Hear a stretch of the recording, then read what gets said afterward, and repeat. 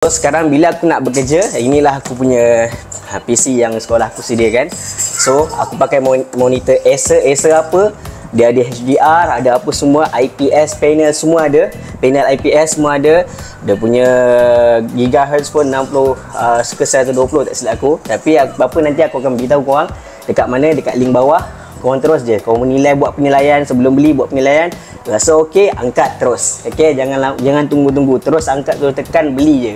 Dekat link aku lah, jangan pakai link orang lain. Okey. So ini dengan aku dapat speaker Sony Gear Titanic 2. So nanti aku kat situ pun aku letak juga barang-barang aku kat situ. Okey.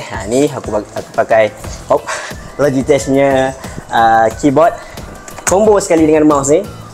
See? So cute je kan. So ruang aku, so bila kecil macam ni kau tengok apa efek dia bila kecil macam ni. Orang kata lah susah lah nak tekan, tak. Dia full. Siap ada numpad semua, nampak. Ada numpad, alright. Ada numpad semua, so senang. Dia boleh angkat juga nampak ni. Kalau kau rasa macam alamak ke dalam sangat lah, okay, tinggikan pun boleh. Boleh type terus. Alright, so kalau kau nak menulis, contoh macam aku sebagai kat sekolah nak tulis yuran, so letak mouse dekat sini, letak keyboard dekat sini, mouse dekat sini, aku boleh ambil barang aku nak tulis apa, aku letak atas sini, aku tulis. So easy. Itulah kelebihan dia kalau korang punya keyboard tu kecil. Alright, so dia menggunakan ruang sepenuhnya lah. Alright, good.